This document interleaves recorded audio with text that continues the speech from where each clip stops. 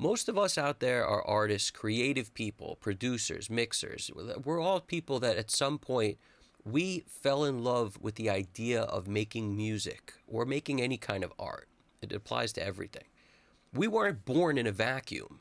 Years ago, we recorded stuff, we made stuff, we created, and then today, we're still doing that.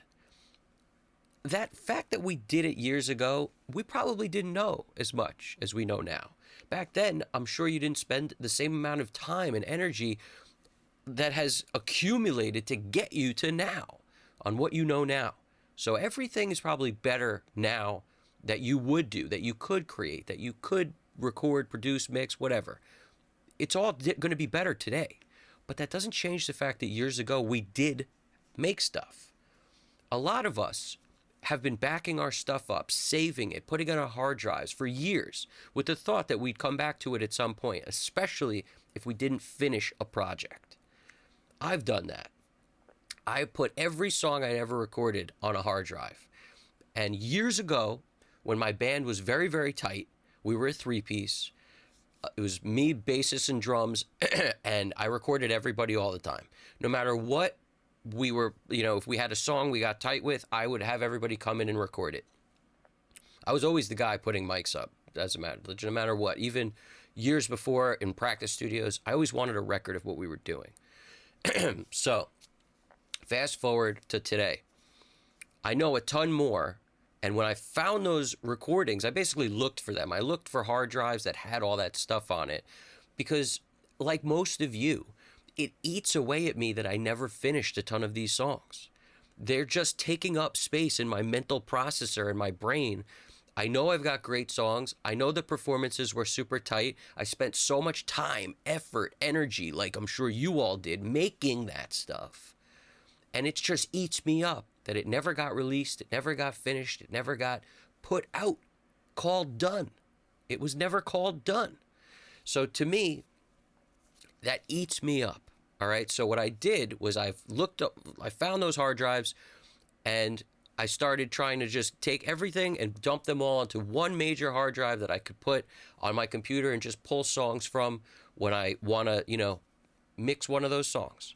So I basically did that with one of the hard drives, the first one, and the hard drive would load, it would get seen by the computer, and then it would disconnect.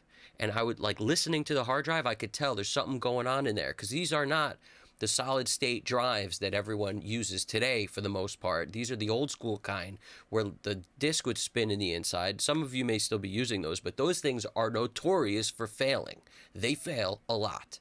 So this happened to me years back, where I had a hard drive with tons of stuff on there that I wanted to look at again later, went to load the hard drive, and nothing, you could hear things spinning and making weird noises, and I could tell it wasn't going to load. So I lost a whole hard drive years ago, which made me do something I'm going to recommend everyone does forever. Every time you have stuff on a hard drive, you must back it up at least one time, at least, optimally twice. In other words, that hard drive could exist, a duplicate of that hard drive, or everything from it on another hard drive, and then everything from it on one more. So you always have two copies. That way, if one of these things dies, you'll never be, where you lost all that work and time. So when the first one I tried didn't load, you can't imagine the feelings inside where I was like, man, I just saw all the minutes and hours and days and weeks and months that I spent recording all this stuff just drift away into the nothingness. It just made me feel awful until I found another hard drive that had that one backed up on it. So because of that, I managed to rescue this stuff. And that feeling I got was so good that I know, it's almost like a sign. I know I need to be mixing the stuff that's on there because, like I've told you guys before, in my off time, I still work. I still mix. It's what I love to do. So that's how I get better. It's like training, especially on stuff that doesn't sound as good as it can. So that leads me into the next part. When I was recording this stuff, I didn't know jack diddly. Didn't know hardly anything at all about how to record stuff. There was no YouTube. There was a site called, it wasn't called Gear Space. It was called Gear something else. And back then, that's all we had. That was it. And it wasn't no videos. You want videos of people explaining how to do stuff and showing you visuals? It didn't exist. All you had, because this, back when I recorded this stuff, it's probably like 2007, 2008. The hard drive says 2008, but I believe that was the last time I touched it, not when it was created. So somewhere like 2008, we'll say. No YouTube, but Gearspace existed. And on Gearspace, you know, before it was called that, you'd search up what you want, you'd find people talking about stuff, and you'd have to read it, and you'd have to get as much as you could from anything you wanted to know. Now, this was the only way. That and talking to people. So I knew a few people that were, you know, like me, who were recording stuff, who were interested in being engineers. Some people who like were assisting at other studios, and I became friendly with them, and I'd ask them questions. You know, have frequent phone calls about questions, how to do this and that. But like with a lot of people, you know, and this is actually also a big reason of why I give private lessons, because it's so hard to really dissect all the issues that could be going on with something someone's dealing with. And you can't do it via writing. It's really hard to, you know, you could have a question, I could reply to it, but there could be specifics built in that unless we uncover those, it's really hard to get to the bottom of what your issue is. So, but once we speak, it's super easy. So I used to have calls with these people, with friends of mine, people helping me with how to do what better. But at the time I recorded a lot of this, all I had in terms of the gear in my collection was an SM58. I borrowed a D112 for the kick drum, and I had two overheads. And the overhead mics were these Octava, or how do you say it? Octava MK219, I think. That's what they were. So that was like one of my first condenser mics that I used on vocals. And I got another one, so I'd have a pair so I could use it for overheads.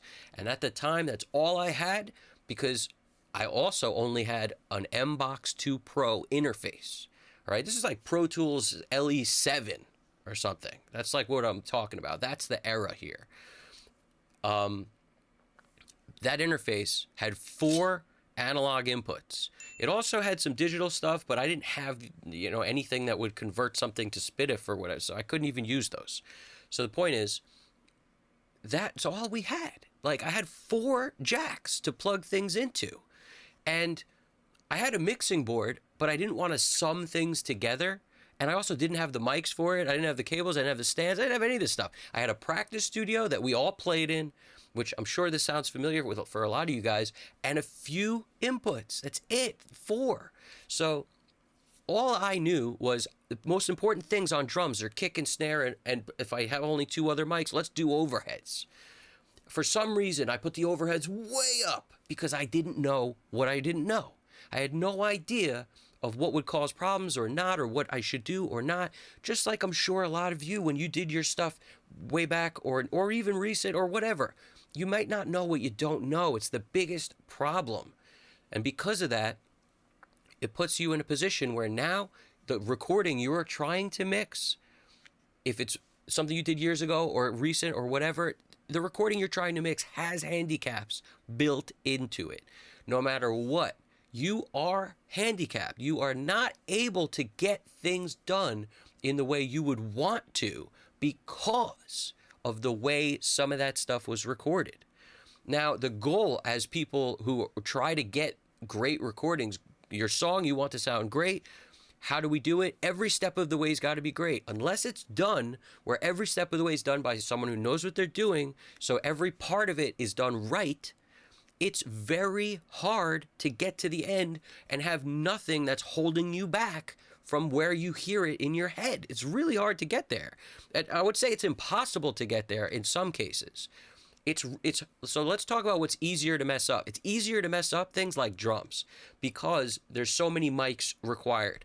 And if you're just plugging, into a mixing board and then out of the mixing board into your interface, there's really, not much there that you're doing. I mean, I was relatively lucky in that this mixing board I had very good mic pre's in it, because it was made a long time ago, like before the cheap era of of mixing boards. So this thing was built like a tank, and it had great mic pre's in it.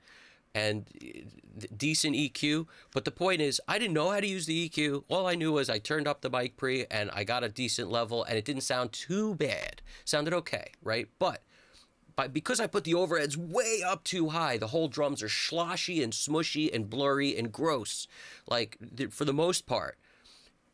When I'm mixing, that's the biggest handicap I run into. I'm like, man, no matter what I do, I don't get the clarity I want. I wish I had a time machine and I could go back to 2008 and move the mics for the overheads and put them in the right place. It would sound so much better. I mean, that's all I keep thinking while I'm doing it, right? But this is the point I think I want to get across. If you don't compare yourself to stuff that was recorded in the most pro environments with the best gear, you can't compare something you've recorded that has built-in things holding you back because either of your knowledge that you didn't have, or the gear you don't have, or the mic you don't have.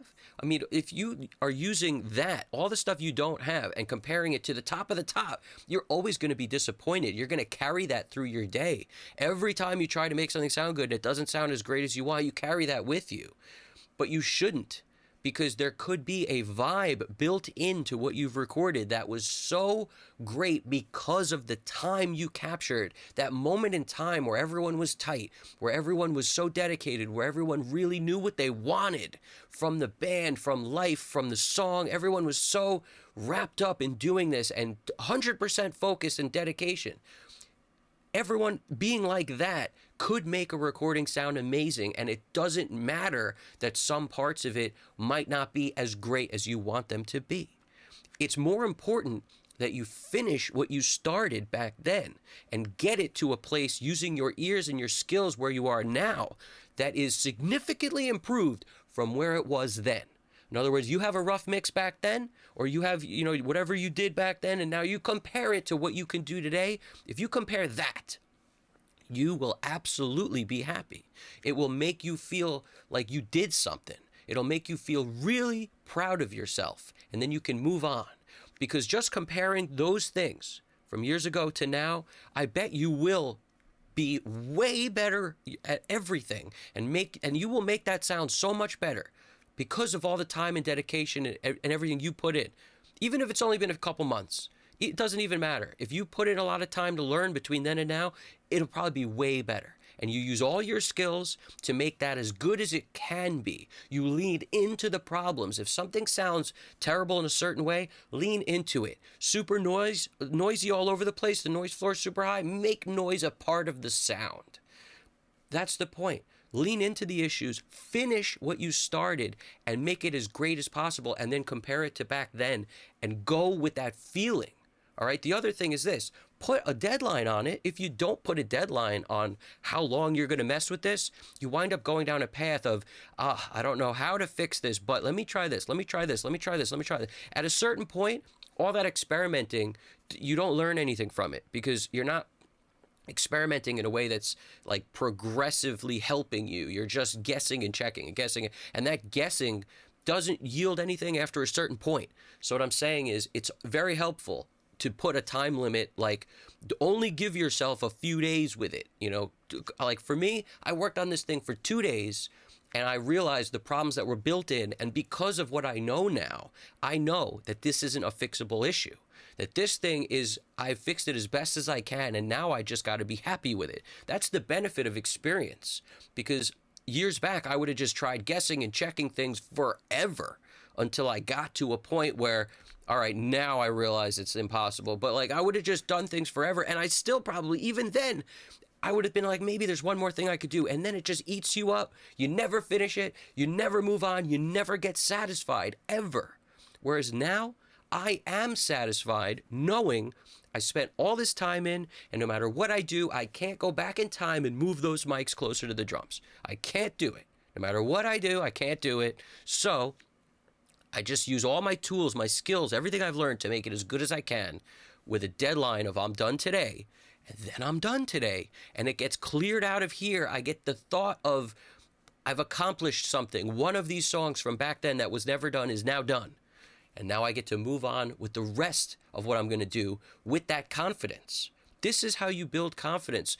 by comparing where it was to where it is now. Not where it is now to where somebody else's is now, where they had a whole other set of maybe no handicaps at all in terms of their recording quality and how they were doing it in a pro studio. You know, I mean, if pro producer, pro studio, pro engineer compared to somebody who's not, you shouldn't be comparing that. You should compare you to you, and then you can move through life in a way that's forward motion with the mindset you need to keep going. Because it's very easy to get burnt out and all this nonsense if you're focused on the wrong thing. That's the point. Don't focus on what can't be done. Don't focus on the impossible. Learn everything you can to put everything you can into things and then be done. Because learning all you can from one song is the goal and then moving on. At a certain point, diminishing returns set in. You no longer learn from that song. Now it's just wasting your time. So that's where I look for in my own head. I look for, I learn everything. I mean, I learn new things from a song every time I mix. Different songs, especially when they don't sound as great as they could. I learn every time I mix. So I know once I've learned as much as I can learn from this song, and now it's time to move on. That's what you got to learn. You got to get to a place where you understand there's nothing else I'm going to get from this. And once you do that, it's like you just wrang the lemon out. No more lemon to squeeze. Move on. That's the point. You got all you could get. So now you got to get to the next song to get more, because nobody can learn everything there is to know from one song. You need to do as many songs as you can to learn as much as you can. And we're always learning. I am always learning. I learned so much from mixing the song I recorded back in 2008. I learned so much today. Especially you learn what not to do. You'll be listening next time and you'll go, oh man, these overheads are starting to sound like they did back then. We got to make them much closer. Bad move. Oh, that snare's not as clear as I want. Let's move the mic on the snare so we can get more clarity and less hi-hat bleed. I mean, just everything. You'll learn all of this stuff. The overheads sound out of phase. Let's move the mics around. Literally, so many things you just got to do. The more you actually get through and call done, the better. Because once it's done, once it's published, once it's totally out there, you'll have less of a chance of wanting to go back and mess with it, which is good. You have other songs. You have more stuff. Don't get caught thinking these are your only things. You need to be creating all the time, because who knows where the next gem will come from. It could be the next song you write. And if you get caught on doing one song 100 times for 100 days, for years, you're all messed up. You're all messed up because you'll never actually flesh out. You'll never get it all the stuff you really need that's in you that you have to give. You won't get it. So I hope that helps. I really do. If it helped you at all, do me a favor, throw something in the comments. Other people need to hear this kind of thing, whether it's positive or negative. Either way, throw it in there. Hit the subscribe button if you haven't already. Evan Jaffe, Custom Cut Studios. You guys got this. Take it easy.